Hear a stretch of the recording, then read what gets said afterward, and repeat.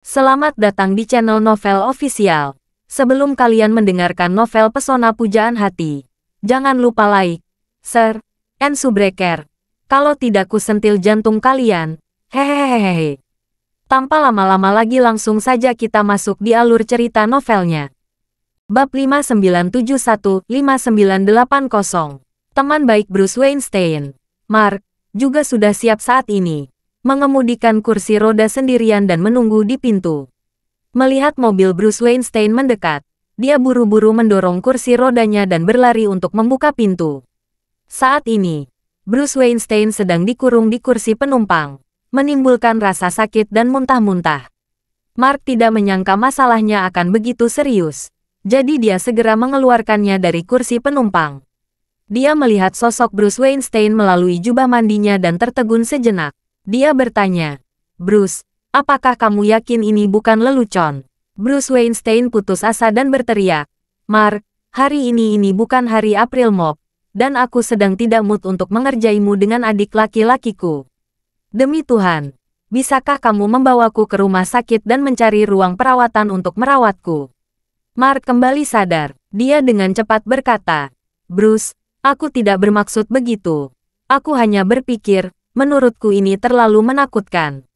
Dia dengan cepat mendorong kursi roda itu, berlari menuju bagian dalam rumah sakit.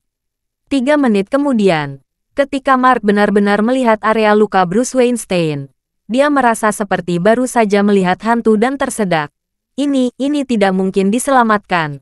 Apakah kamu diasuransikan?" Bruce Weinstein berseru, "Kamu bilang kamu tidak bisa melindunginya, tapi kamu bertanya apa aku diasuransikan?" Mark menggelengkan kepalanya tak berdaya, dan dengan cepat mengeluarkan instrumen untuk mengukur tekanan darahnya. Melihat tingginya yang sangat tinggi, dia tidak bisa menahan diri untuk tidak berkata, "Tekanan darahmu begitu tinggi. Apakah Anda diam-diam memasang pompa di suatu tempat darah di tubuh Anda dan mengirimkan semua ke sana?" Bruce Weinstein berkata dengan marah, "Saya di sini bukan untuk mendengar apa yang akan kamu katakan." "Kerja bagus Mark, lakukan sesuatu." Mark menyeka keringat dinginnya, mengambil beberapa suntikan yang sudah disiapkan, dan berkata, "Saya akan menyuntik Anda dengan beberapa obat pereda terlebih dahulu untuk melihat apakah ada efeknya. Dan kemudian saya akan melakukan angiogram pada Anda, nanti. Lihat apakah ada gumpalan darah yang terbentuk di bagian manapun." Saat dia berbicara, dia membuka bantal injeksi dan dengan ragu bertanya kepada Bruce Weinstein, "Meminta kamu menahan injeksinya?" Bruce Weinstein menendang kakinya dengan keras ke tanah. Dia berkata buru-buru, "Setiap detik adalah injeksi. Jadi cepatlah." Mark mengangguk dan dengan cepat menyuntiknya dengan beberapa ramuan. Tak disangka, sekujur tubuh Bruce Weinstein begitu nyeri hingga urat-uratnya keluar. Seolah-olah di detik berikutnya, alien akan meledak, keluar dari kedalaman. Mark dengan cepat bertanya kepadanya, "Bruce, bagaimana perasaanmu?" Bruce Weinstein membuka giginya dan berkata, "Sekarang lebih sakit lagi." Mark menyeka keringatnya dan mengingatkannya, "Kamu harus menanggungnya tidak peduli betapa menyakitkannya itu. Saya harus memberikannya kepada Anda terlebih dahulu. Anda menyelesaikan pemeriksaannya." Bruce Weinstein mengangguk putus asa, menahan keinginan untuk membuka jendela dan melompat keluar, dan meminta Mark melakukan beberapa pemeriksaan untuknya. Setelah beberapa kali pemeriksaan, Mark berkata dengan ragu, "Tidak ada gumpalan darah. Tidak ada yang istimewa. Ini terlalu aneh." Saat dia berkata, dia memandang Bruce Weinstein dan berkata dengan serius, "Saat ini, sepertinya tidak mungkin mengetahui penyebabnya. Situasi Anda saat ini memang sangat istimewa. Kemacetan dengan intensitas tinggi seperti tidak dapat dikendalikan, dan jaringan Anda sudah menunjukkan tanda-tanda hipoksia dan nekrosis. Jika tidak dipotong secepat mungkin, dapat menyebabkan sepsis parasistemik yang dapat mengancam jiwa." Bruce Weinstein sangat marah sehingga dia berteriak, "Mark, saya ingin Anda menemukan cara untuk menyembuhkannya dan menemukan cara untuk membuat dia kembali normal. Anda tidak perlu memotongnya begitu muncul. Pernahkah rumah sakit Anda menghadapi situasi seperti ini?" Mark menjawab dengan serius, "Bruce, kamu harus percaya pada pengalaman medisku. Jika ini hanya kemacetan biasa yang berkepanjangan, kita punya banyak cara untuk melakukan intervensi." Tapi situasinya berbeda. Warna ini berarti jaringannya sudah nekrotik. Seperti yang dia katakan. Mark menambahkan, dokter profesional sebenarnya dapat menilai kualitas jaringan secara sekilas. Dan apakah amputasi diperlukan untuk pengobatan dan intervensi. Banyak pasien tidak mau menerima kenyataan membutuhkan amputasi. Jadi kami memberi mereka pengobatan terbaik di awal. Ketika amputasi dianjurkan, mereka umumnya tidak mempercayainya. Banyak orang bahkan akan menunda tunggul mereka ke rumah sakit besar, mencoba menemukan keajaiban. Namun dalam kasus ini, hampir 90% pasien ketika dia bertahan sampai akhir, dia tidak punya pilihan selain menerima amputasi. Bruce Weinstein dengan cepat bertanya, bagaimana dengan 10 sisanya? Apakah Anda mengalami keajaiban medis? Keajaiban medis, tandai kepalanya. 10 orang lainnya tidak mau anggota tubuhnya diamputasi. Dan pada akhirnya mereka benar-benar mati. Bruce Weinstein bertanya dengan putus asa.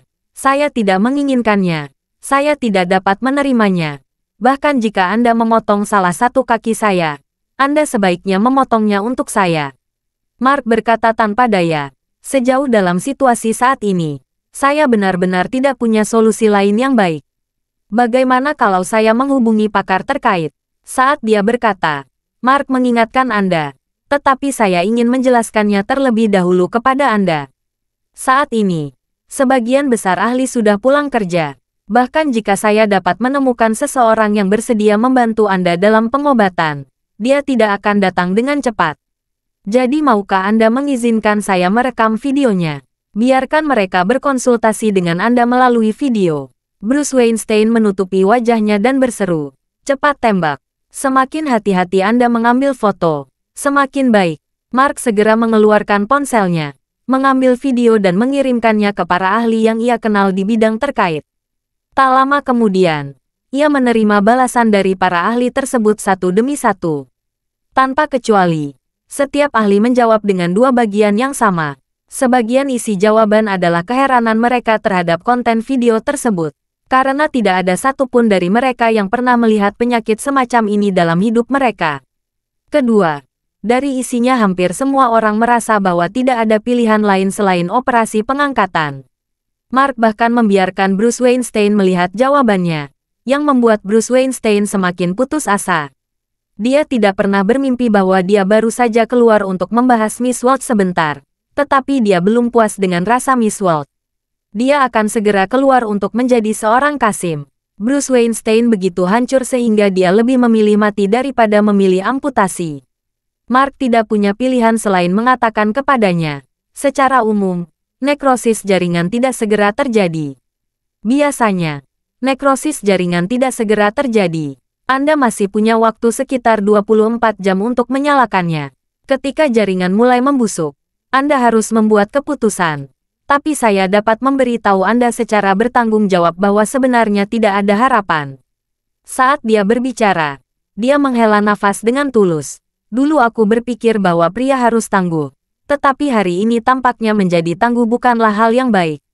Bruce Weinstein tiba-tiba teringat apa yang Charlie katakan padanya hari ini. Kata-kata itu, dia juga mengatakan bahwa laki-laki takut jika mereka tidak keras, tetapi akan lebih takut lagi jika mereka terlalu keras. Pada saat ini, mata Bruce Weinstein berbinar, seolah-olah dia telah memegang sedotan penyelamat, dan dia berbisik, pria bernama Charlie itu mengatakan itu. Semuanya benar, apakah ada cara untuk menyembuhkannya? Ketika Gustavo menukar sisa keagungan pengedar narkoba itu dengan tempat tidur di sebelah Charlie dan tidak sabar untuk lebih dekat dengan Charlie, telepon di sakunya tiba-tiba berdering. Dia segera mengeluarkan ponselnya dan melihat ke bawah. Peneleponnya ternyata adalah sipir Bruce Weinstein. Gustavo sedikit terkejut. Pikiran pertama adalah, sial, Bruce Weinstein, idiot kecil. Dia berani meneleponku secara langsung. Apa dia benar-benar mengira dia manusia? Sudah sejak lama Gustavo selalu menolak menjawab telepon.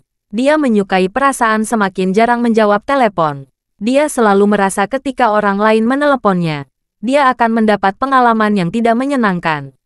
Dia lebih suka bawahannya melapor kepadanya dengan hormat di depannya, atau berbicara kepadanya dengan nada yang sangat hormat. Atau cukup kirim pesan teks saja ke dirinya. Tentu saja dalam memberi perintah, dia tetap lebih memilih menelepon. Karena menyukai kenikmatan komunikasi langsung. Semua orang di sekitar Gustavo tahu bahwa dia tidak suka menjawab telepon. Jadi dalam keadaan normal dia akan mengirim pesan terlebih dahulu dan harus dimulai dengan Tuan Sanchez yang terhormat.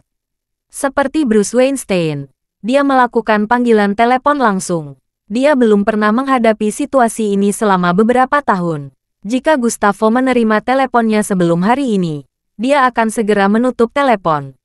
Tetapi faktanya Joseph hampir saja membunuh hari ini, membuatnya merasa sedikit waspada terhadap lingkungannya. Dan takut akan hal yang tidak diketahui.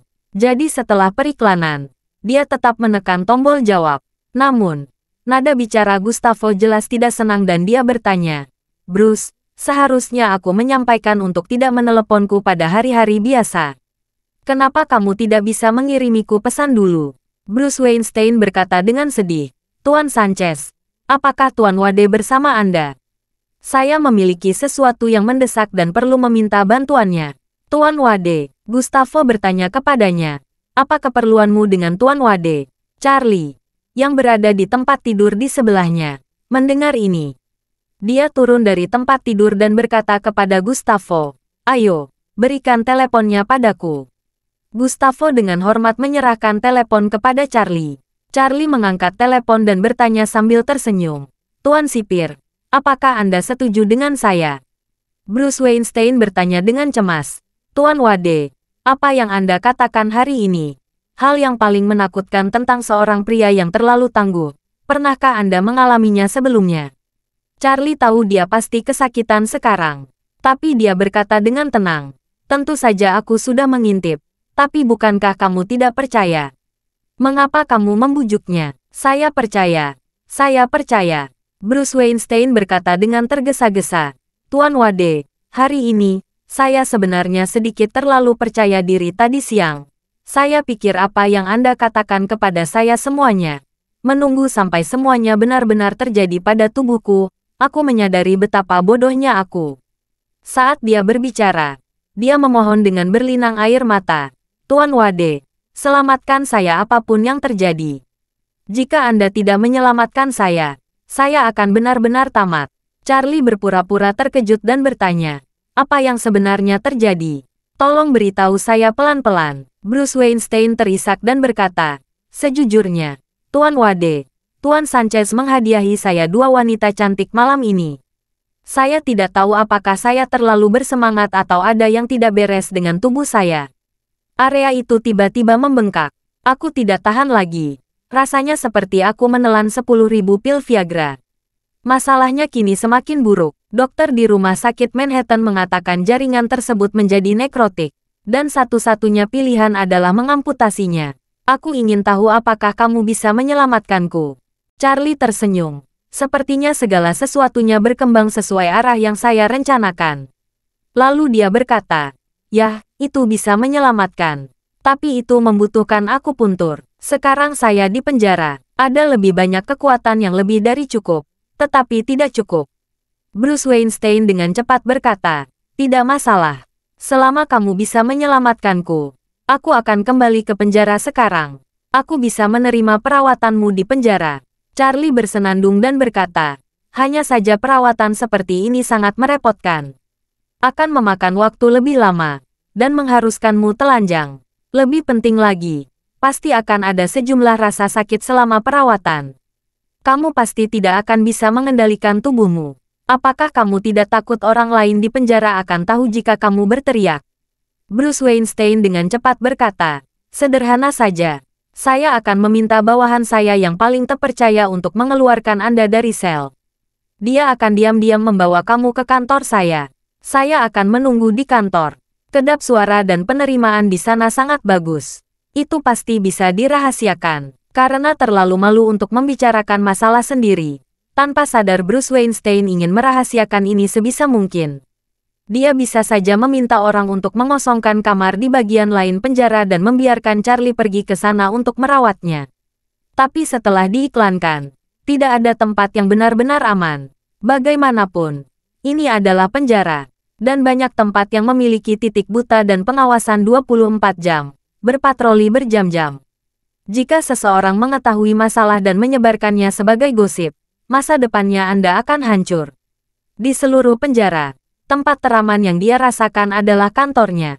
Lagi pula, ada jalan yang sangat rahasia di belakang kantornya.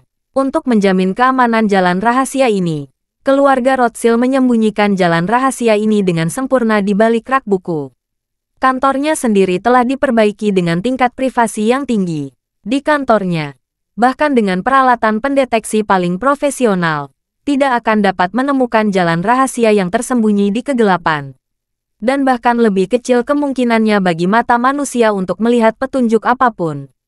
Dengan meminta Charlie datang ke kantor untuk menanganinya, dia dapat merahasiakannya tanpa harus khawatir Charlie akan menemukan jalan rahasia.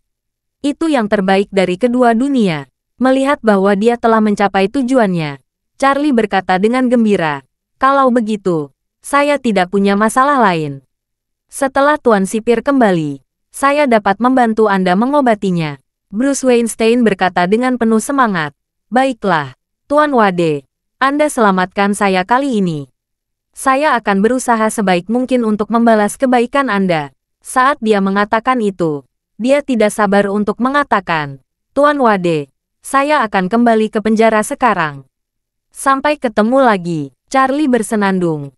"Oke, sampai jumpa lagi." Setelah menutup telepon, Charlie menyerahkan teleponnya kepada Gustavo, yang bertanya dengan rasa ingin tahu, "Tuan Wade, apa yang diinginkan bocah nakal Bruce itu dari Anda?" Charlie tersenyum dan berkata, "Dia punya masalah dengan tubuhnya dan ingin aku mengobatinya." Gustavo bertanya dengan heran, "Apa masalahnya? Bukankah ini sangat sulit?" Charlie tersenyum dan berkata, "Dia bilang itu seperti meminum 10.000 pil Viagra." Gustavo berkata sambil tersenyum, "Tuan Wade pasti akan mengambil foto saya untuk membuka mata nanti."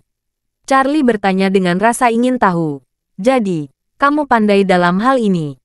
Setelah itu, ia berkata kepada Dean yang berada tak jauh dari situ, "Dean, Pak Sanchez punya hobi yang sama denganmu. Mulai sekarang, kamu harus melayaninya dengan baik setiap hari.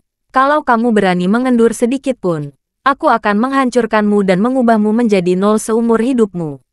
Dean sangat ketakutan hingga hampir terjatuh dari tempat tidurnya. Apakah dia diminta untuk melayani Gustavo atau menjadi nol di masa depan? Itu adalah torsi yang tidak dapat dia terima. Gustavo juga panik dan anusnya menegangkan. Dia segera mengulurkan tangannya dan berkata, "Tidak, tidak, Tuan Wade. Bukan itu yang saya maksud. Saya seorang standar heteroseksual. Saya hanya mencintai wanita sepanjang hidup saya. Saya hanya mentraktir apa yang saya inginkan." Ketika bantuan Bruce Weinstein kembali ke penjara dengan temannya Mark, dia sangat tersiksa hingga hampir bunuh diri. Karena manajemen penjara yang ketat, anggota non-staf umumnya tidak masuk. Untuk menghindari masalah yang tidak perlu, Bruce Weinstein meminta orang kepercayaannya untuk menjemputnya di luar penjara. Sedangkan temannya Mark hanya bisa kembali ke rumah sakit untuk sementara. Setelah kembali ke kantor, Bruce Weinstein menahan rasa sakit yang parah. Dia meminta orang kepercayaannya untuk pergi ke area penjara tempat Charlie ditahan. Bersiap untuk diam-diam membawa Charlie keluar sel. Penjaga penjara mendatangi pintu sel Charlie, membukanya dan berkata, "Siapa Charlie? Keluarlah." Charlie perlahan bangkit dari tempat tidur dan mendekati pintu dengan tenang tanpa mengucapkan kata pun. Penjaga penjara mula-mula mengunci selnya, lalu berbisik kepada Charlie, "Direktur menunggumu di kantor. Ikut denganku." Charlie mengangguk dan mengikuti penjaga penjara keluar dari area penjara. Penjaga penjara pertama-tama membawanya ke departemen medis penjara. Ketika dokter di klinik sudah selesai bekerja, dia membawa Charlie ke ruang praktek dokter dan menyerahkannya kepada seorang tahanan. Mengenakan seragam penjaga, sepatu dan topi, dia berbisik, "Ganti pakaianmu dan aku akan membawamu mendekati sipir." Charlie mengganti pakaian penjaga penjara tanpa bertanya, dan pria itu mengeluarkan ponselnya dan menelepon rekannya. Penjaga penjara yang masuk memiliki tinggi dan bentuk yang hampir sama dengan Charlie. Dan penjaga penjara yang membawa ke sini berbisik kepada penjaga penjara yang baru, "Tunggu di sini. Jangan bersuara dan jangan berbicara dengan siapapun di ponselmu. Aku akan mengunci pintu setelah aku keluar, dan kamu akan menunggu di sini sampai aku kembali." Penjaga penjara mengangguk dan berkata, "Baik, Kapten." Penjaga penjara merasa lega, melepas topinya, menyerahkannya ke tangan Charlie, dan berkata, "Pakai topimu, ayo pergi. Saat kamu keluar, diam-diam untuk menundukkan kepala agar wajahmu tidak tertangkap kamera pengawasan." Charlie mengangguk sedikit, mengenakan topinya, lalu meninggalkan rumah sakit dengan membawa topi itu. Setelah meninggalkan area klinik, penjaga penjara menggesek kartunya dan membawa Charlie langsung ke area kerja penjaga penjara. Saat penjaga penjara berjalan pergi, dia berbisik kepada Charlie, "Ingat, jika ada yang bertanya padamu tentang kejadian malam ini nanti, katakan kamu tidak enak badan dan aku membawamu ke departemen medis." Tapi dokter tidak setuju dengan tindakan yang diambil. Jadi saya hanya bisa mengunci Anda di klinik, dan kemudian keluar untuk membantu menemukan beberapa obat darurat. Butuh waktu lama bagi saya untuk menemukan obat-obatan tersebut. Tetapi akumulasi Anda merasa lebih baik setelah meminumnya dan kemudian saya mengirim Anda kembali ke sel. Baiklah, Charlie berpendapat bahwa metode pihak lain untuk mengganti pangeran dengan kucing luwak adalah masuk akal. Tidak ada celah yang jelas. Selain itu, dia mengenakan seragam penjaga penjara dan topi. Kamera pengintai tidak dapat menangkapnya. Jadi itu tidak akan bertahan. Bukti nyata apapun tidak dapat menimbulkan kualitas buruk. Penjaga penjara membawa Charlie ke lantai paling atas. Setelah berjalan melewati lorong yang panjang, dia sampai di depan pintu kantor kepala penjara. Lalu dia mengetuk pintu pelan-pelan sebanyak 3 kali. Tanpa menunggu jawaban dari dalam, dia membuka pintu.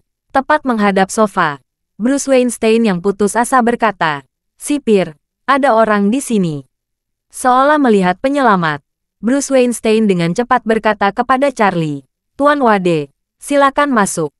"Bibir, keluar dulu." Penjaga penjara mengangguk dengan cepat dan menutup pintu kedap air dengan suara berat setelah Charlie masuk.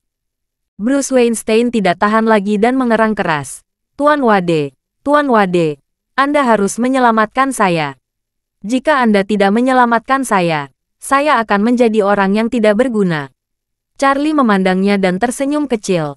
Dia menghabiskan waktu lama sendirian untuk datang ke kantor ini dengan tenang dan akhirnya mencapai tujuannya. Kemudian, dia melihat ke arah Bruce Weinstein dan berkata dengan dingin, "Jangan khawatir, meskipun adikmu kesakitan, dia tidak akan patah untuk sementara waktu." Bruce Weinstein berkata tanpa sadar, "Bagaimana mungkin? Kata teman dokter saya, ini sudah selesai. Jika Anda tidak segera merawat saya khawatir kaki saya harus diamputasi." Charlie berkata dengan tenang, "Jangan khawatir. Dengan energi spiritual di sini, dia tidak akan mati. Selama kamu bekerja sama dengan baik, aku akan menyembuhkanmu." Bruce Weinstein tampak terkejut. "Energi spiritual? Apa itu energi spiritual?" Charlie tidak menjawab pertanyaannya, tetapi bertanya dengan dingin, "Izinkan saya bertanya. Apakah ada jalan rahasia di kantormu? Apakah Raymond Cole dikunci di bawah jalan rahasia itu oleh Anda?" Bruce Weinstein merasa seperti baru saja melihat hantu, memandang Charlie dengan tercengang, dan bertanya, "Kamu, siapa kamu? Bagaimana kamu tahu tentang jalan rahasia dan Raymond Cole?" Charlie tersenyum dan berkata, "Saya datang ke sini hanya karena Raymond Cole." Saat dia berbicara, Charlie mengirimkan ledakan energi spiritual ke otaknya dan diperintahkan dengan nada yang tidak perlu ditanyakan lagi. "Jawab pertanyaan yang baru saja saya ajukan." Bruce Weinstein bergidik, dan otaknya langsung menganggap Charlie sebagai seseorang yang harus dia patuhi. Dia dengan cepat berkata, "Sebenarnya, ada jalan rahasia di belakang kantor saya. Yaitu terowongan lift. Ada sel rahasia di bawah poros elevator. Disitulah mereka menahan Raymond." Charlie bertanya lagi, "Selain Raymond Cole, ada siapa lagi di sana?" "Tidak ada yang lain," Bruce Weinstein berkata dengan tulus. "Dia satu-satunya yang ada di bawah sana. Terkunci di ruangan yang benar-benar tertutup. Saya membawakannya makanan dan udara sekali sehari." Charlie terus bertanya, "Mengapa keluarga Rothschild mengurungnya di sini?" Bruce Weinstein berkata, "Karena dia mencuri barang dari keluarga Rothschild." "Mencari sesuatu?" Charlie mengerutkan kening dan bertanya, "Apa itu?" "Saya juga tidak tahu." Bruce Weinstein menjelaskan, "Cara hanya tahu bahwa ini sangat penting bagi keluarga Rothschild. Saat itu Raymond menolak untuk mengatakan yang sebenarnya, meskipun itu hidup atau mati. Beberapa waktu lalu, orang-orang keluarga Rothschild datang ke sini setiap hari untuk menginterogasinya. Tetapi mereka tidak pernah mendapatkan informasi berharga apapun. Jadi mereka meminta saya untuk merawatnya dengan baik. Charlie bertanya dengan dingin. Menawarkan kamu menurunkanku ke Sama. Ya, Bruce Weinstein mengangguk tanpa ragu. Charlie bertanya lagi. Jika saya turun, apakah keluarga Rothschild akan tahu? Tidak, kata Bruce Weinstein. Saya yang bertanggung jawab di sini. Saya akan melaporkan semuanya kepada keluarga Rothschild. Mereka tidak mengawasi tempat ini secara langsung.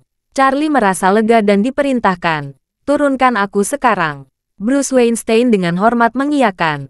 Lalu pergi ke rak buku di kantornya. Mengeluarkan salinan Injil Yohanes dari rak. Dan kemudian menutupi seluruh sampul buku dengan telapak tangan. Sesuatu yang ajaib segera terjadi. Setelah mencetak sidik jari dan telapak tangan, buku itu langsung berbunyi bip. Kemudian, panel belakang di belakang rak buku yang kosong tiba-tiba terbuka, menampilkan satu set kamera. Bruce Weinstein maju menatap kamera dengan mata terbelalak.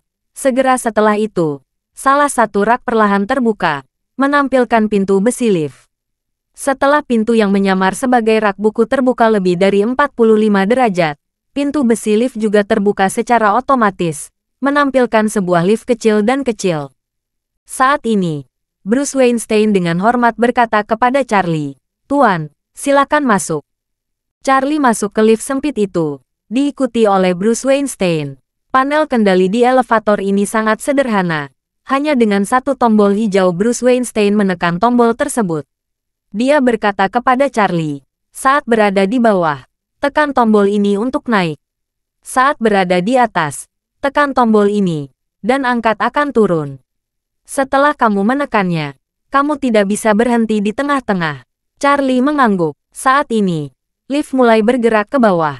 Dia melirik Bruce Weinstein dan bertanya, "Apa di sini?" Bruce Weinstein berkata dengan hormat, "Totalnya 60 meter di bawah." Charlie mau tidak mau bertanya dengan rasa ingin tahu. Bagaimana kalian bisa menggali lubang elevator yang begitu dalam dengan diam-diam? Bruce Weinstein menjelaskan, meskipun statusnya penjara federal, sebenarnya penjara ini telah lama dikendalikan oleh keluarga Rothschild. Keluarga Rothschild menyumbangkan sejumlah uang ke penjara beberapa tahun yang lalu untuk rekonstruksi. Uang itu sebenarnya digunakan terutama untuk membangun poros elevator dan benteng bawah tanah. Saat dia berbicara, dia berhenti sejenak dan menambahkan, meskipun hanya ada satu pintu masuk dan keluar konvensional. Sebenarnya ada pintu masuk dan keluar satu arah di bawah tanah yang dapat dibuka dari luar. Charlie bertanya dengan ragu. Keluarga Rothschild menghabiskan begitu banyak upaya untuk membangun jalan rahasia di penjara Brooklyn. Apakah itu untuk menahan tahanan dengan status khusus? Bruce Weinstein berkata dengan jujur. Seorang raja narkoba besar seperti Gustavo Sanchez dikurung di sini karena dia telah mencapai perjanjian kerjasama yang mendalam dengan keluarga Rothschild. Keluarga Rothschild harus memastikan bahwa mereka benar-benar dapat dikendalikan. Jika ada keadaan atau force majeure, keluarga Rothschild dapat menyembunyikan orang tersebut melalui jalan rahasia ini.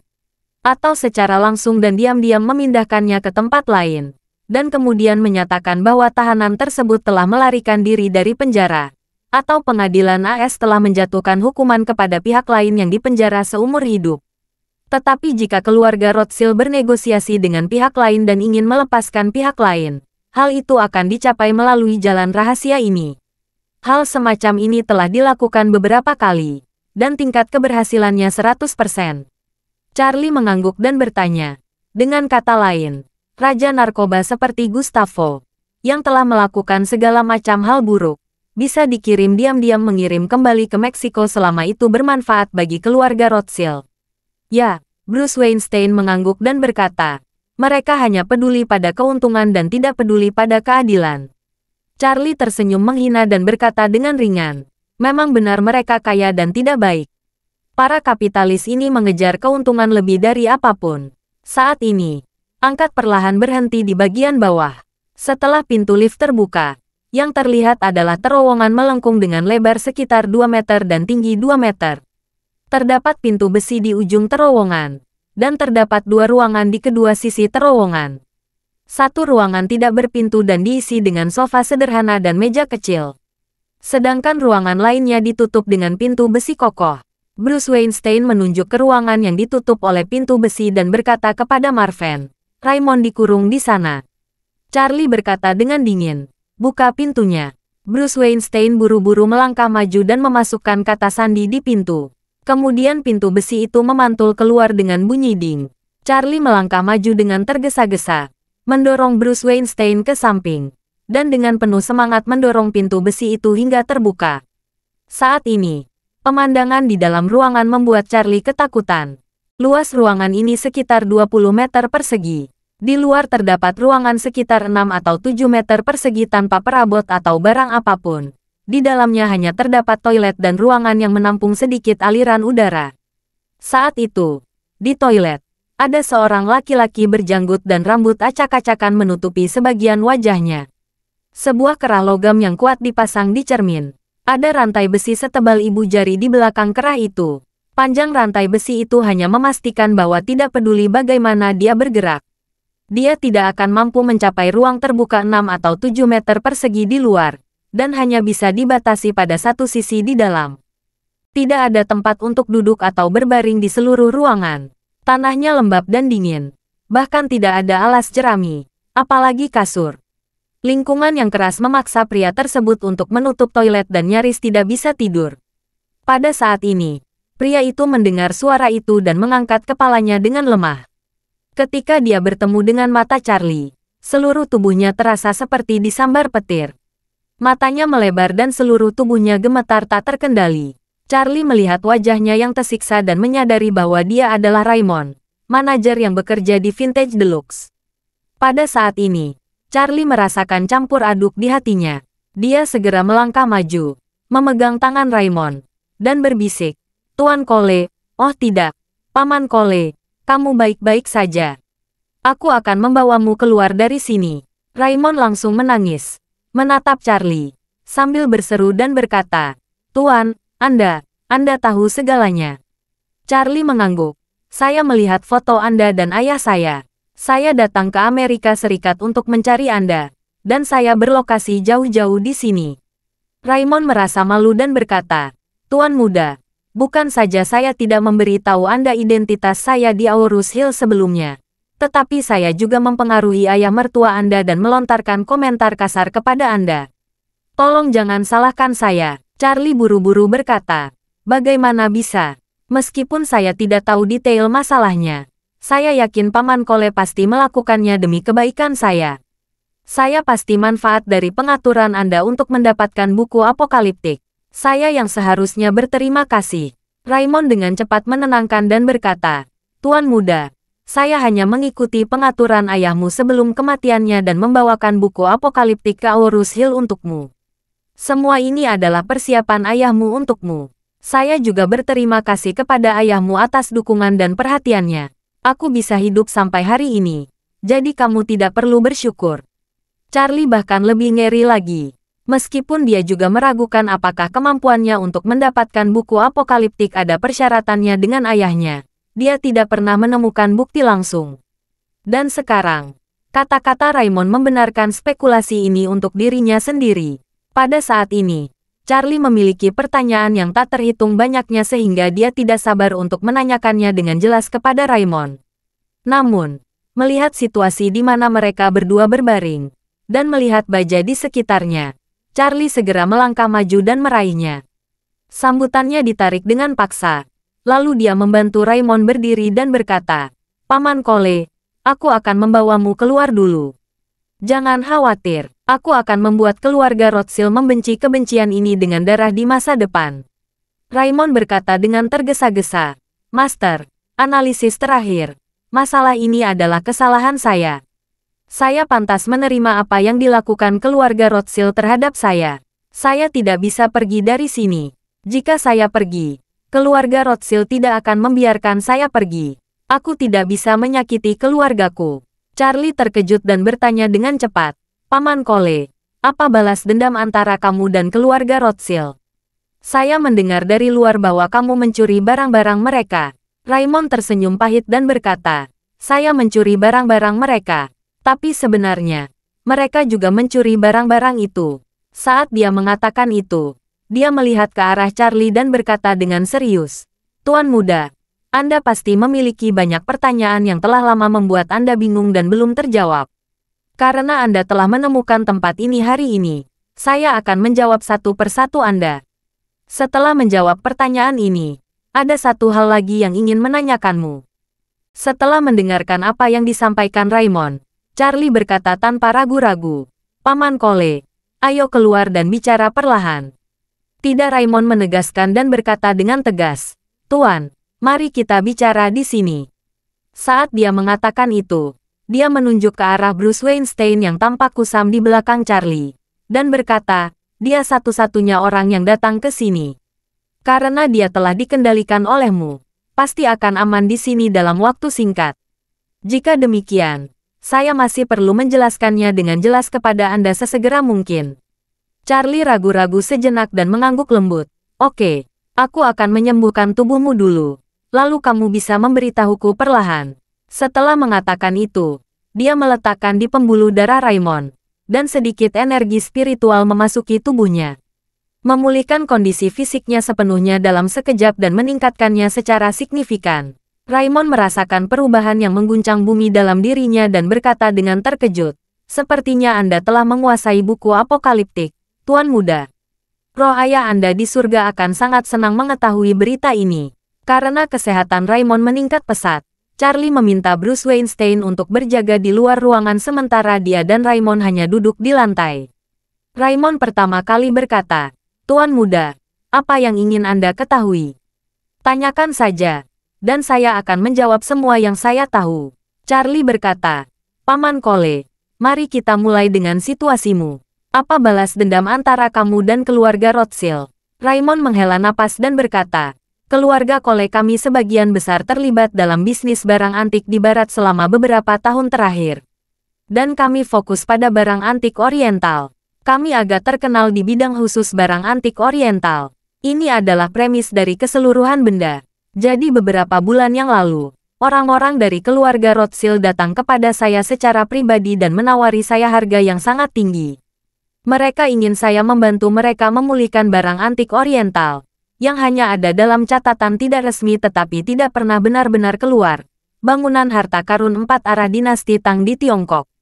Charlie bertanya dengan rasa ingin tahu. Bao Zuang. Ya, Raymond menjelaskan. Bao Zuang adalah istilah umum untuk jenis kerajinan tangan kuno, yang dicampur sampai batas tertentu menyerupai versi miniatur pagoda. Ada peninggalan budaya antik serupa di semua dinasti. Yang paling terkenal salah satu pada tahap ini seharusnya adalah lagu dinasti Bao Zuang Relik Zhenzu. Tetapi harta karun itu sebagian besar memiliki makna keagamaan.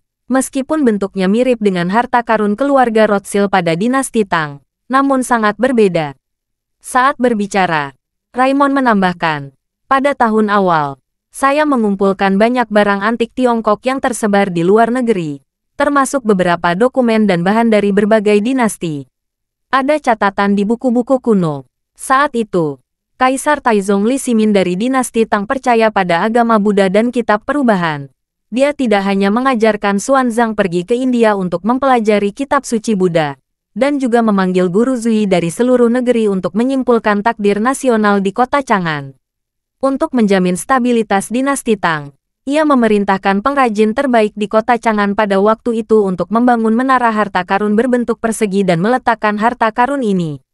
Bangunan tersebut ditempatkan di urat naga dinasti Tang untuk menjamin stabilitas negara dinasti Tang. Charlie bertanya dengan rasa ingin tahu, mungkinkah bangunan harta karun persegi ini adalah senjata ajaib dari Zui Feng Shui? Itu benar, Raymond mengangguk dan berkata, sejarah tidak resmi yang saya lihat mencatat bahwa ketika Huang Chao mengumpulkan pasukannya, dia dibantu oleh seorang guru Zouyi yang memecahkan urat naga dinasti Tang dan mengeluarkan 4 pilar harta karun bersisi dari urat naga. Hanya saja Huang Chao tidak mendapat perintah kaisar, sehingga ia tidak bisa lepas dari kegagalan meskipun ia memiliki Shifang Bao Zuang. Sehingga Shifang Bao Zuang kemudian jatuh ke tangan Zhu Wen. Sangat memalukan Zhu Wen tidak memiliki orang yang mampu dan mahir dalam buku perubahan. Si Fang Baozuang tidak dapat memberikan efek nyata di tangan. Dan sejak itu, keberadaan si Fang Baozuang telah hilang tidak diketahui. Berbicara tentang hal ini, Raimon berhenti sejenak dan melanjutkan. Ketika si Fang Baozuang keluar lagi, itu berada di tangan Nurhaci ratusan tahun kemudian. Menurut legenda, Nurhaci membawa si Fang Baozuang ke Liaodong, dan Ratu Nurhaci dipengaruhi oleh si Fang Baozuang. Lepas landasnya kekayaan nasional bertepatan dengan jatuhnya dinasti Ming, dan kemudian dinasti Jin terus tumbuh lebih kuat. Pada masa Huang Taiji, negara tersebut dikenal sebagai dinasti Qing, dan akhirnya berhasil masuk bea cukai dan merebut negara. Charlie tidak mau bertanya kepadanya. Jika begini, bangunan harta karun persegi ini pasti menjadi harta nasional di tangan keluarga kerajaan Qing. Bagaimana bisa jatuh ke tangan keluarga Rothschild? Raimon menghela nafas dan berkata, pada tahun 1840, pemerintah Inggris melancarkan perang candu di Tiongkok dan memobilisasi seluruh negara untuk membuang opium ke Tiongkok dan seluruh Asia Tenggara. Setelah memaksa pemerintah Qing untuk membuka negara, keluarga Rothschild mengambil alih bisnis candu Tiongkok. Kemudian, mereka hampir menguasai bisnis opium di Tiongkok dan Asia Tenggara. Sejak saat itu, keluarga Rothschild mengangkut opium dalam jumlah besar ke Tiongkok, sekaligus mengangkut emas, perak, teh, dan berbagai barang antik berharga Tiongkok dari Tiongkok. Kembali ke Eropa, penjarahan semacam ini mencapai puncaknya selama aliansi 8 negara, tentara gabungan Inggris, Amerika Serikat, Prancis, Jerman, Rusia, Jepang, Austria, dan Italia membakar, membunuh, menjarah, dan melakukan segala jenis kejahatan di East Cliff. Harta nasional Tiongkok yang tak terhitung banyaknya telah ditemukan. Dua tujuan terbesar harta nasional yang mereka curi atau hancurkan adalah pemerintah Inggris dan keluarga Rothschild. Berbicara tentang hal ini, Raimon mengeluh dengan sedikit marah. Saat ini, ada lebih dari 20.000 peninggalan budaya Tiongkok di British Museum, yang pada dasarnya dijarah dari Tiongkok pada periode itu. Dan peninggalan budaya Tiongkok di tangan keluarga Rothschild adalah kurang dari ketika British Museum datang. Itu lebih banyak lagi. Saya selalu mendengar tentang ini sebelumnya, tapi saya tidak menyangka paviliun Si Fang yang legendaris juga ada di tangan mereka. Setelah mengatakan itu, Raimon berkata lagi, menurut catatan sejarah, bangunan harta karun 4 sisi adalah harta geomantik terpenting yang dapat melindungi negara. Ayahmu dan saya telah mempelajari pertanda geomantik dari kitab perubahan secara mendalam. Menurut catatan buku perubahan, jika Anda ingin membuat senjata penting negara semacam ini, harta karun Feng Shui yang paling utama memerlukan restu dari Master Zui yang tak terhitung jumlahnya dan upaya yang tak terhitung jumlahnya untuk menyelesaikannya. Harta 4 sisi dalam Feng Shui secara bertahap akan melemah seiring berjalannya waktu. Pada akhir dinasti Qing, kekuatan sihirnya tidak lagi cukup untuk melindungi dinasti Qing. Negara, dan negara. Namun, rumah harta karun persegi ini telah berada di tangan keluarga Rothschild setidaknya selama 100 tahun. Dan keluarga mereka telah berkembang dan menonjol di antara yang lain selama bertahun-tahun. Saya khawatir rumah ini terkait erat dengan rumah harta karun ini. Beberapa waktu lalu, banyak retakan muncul di Si Fang Baozu itu sendiri. Keluarga Rothschild mendatangi saya dan berharap saya bisa membantu mereka memperbaiki peninggalan budaya ini. Kemungkinan besar mereka mengira saya tidak bisa mengenali Si Fang Baozu, tidak terlihat di pasar. Tidak ada catatan tentangnya, tetapi mereka tidak mengira bahwa saya telah berhubungan dengan dokumen sejarah tidak resmi tentang Si Fang Baozuang. Jadi ketika saya melihat aslinya, saya mengenali harta nasional ini. Untuk memastikan pandangan saya, diam-diam saya membuatnya melalui identifikasi karbon 14. Memang dapat dibuktikan bahwa itu berasal dari dinasti Tang. Setelah memastikan identitas Si Fang Baozuang, saya memeriksa berita tentang keluarga Rothschild selama itu dan menemukan bahwa mereka memang mengalami banyak kemunduran kecil dalam beberapa bulan terakhir. Apalagi ada cucu saya yang meninggal karena kecelakaan. Saya kira bahwa ini pasti ada perbaikan dengan retakan di Si Fang Baozuang. Jadi saya sengaja memberitahu keluarga Rothschild bahwa Si Fang Baozuang sudah ada terlalu lama dan materialnya telah rusak parah. Dan tidak seperti dinasti Song, sangat indah dan memiliki nilai religius. Namun nilai keseluruhannya tidak terlalu tinggi. Saya menyarankan mereka untuk melestarikannya secara statistik dan tidak memperbaikinya dengan paksa. Namun, keluarga Rothschild bersedia mengeluarkan puluhan juta dolar agar saya dapat merestorasinya.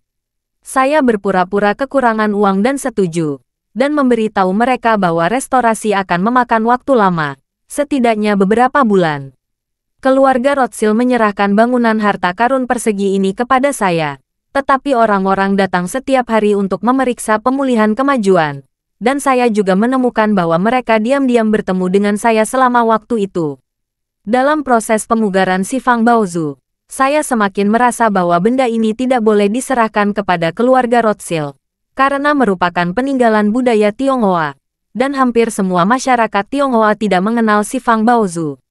Saya bahkan tidak mengetahui keberadaannya. Namun mungkin ini adalah harta nasional paling berharga yang hilang dalam sejarah penjualan Tiongkok selama 1 abad sejak Perang Candu. Saya telah bekerja keras selama bertahun-tahun untuk mengembalikan peninggalan budaya Tiongkok yang tersebar di barat hingga Tiongkok. Jika saya tidak mengirim kembali bangunan harta karun persegi ini, saya khawatir saya tidak akan bisa beristirahat dengan tenang selama sisa hidup saya. Jadi, saya memanfaatkan waktu perbaikan beberapa bulan untuk membuat si Fang Baozu palsu satu persatu, dan mempermainkannya seperti musang untuk seorang pangeran. Lalu diam-diam saya menyembunyikan si Fang Baozu yang asli dan menunggu kesempatan, dikirim keluar Amerika Serikat. Tapi berpikir setelah memberikan si Fang Baozu yang palsu kepada keluarga Rothschild, setidaknya aku bisa membodohi mereka untuk sementara dan memberiku kesempatan untuk pindah. Tapi aku tidak menyangka setelah mereka mengambil kembali si Fang Baozu yang palsu. Mereka juga segera setelah melakukan tes karbon 14 dan menyadari bahwa barang-barang saya telah tertukar. Mereka ingin membawa saya pergi secara diam-diam sesegera mungkin. Untungnya, saya menjaga mereka. Ketika mereka sampai di pintu, saya berinisiatif untuk menelepon polisi dan menyerah. Setelah polisi turun tangan, keluarga Rothschild mengirim saya ke penjara Brooklyn. Terima kasih sudah mendengarkan cerita novel Pesona Pujaan Hati. Sampai jumpa di novel selanjutnya.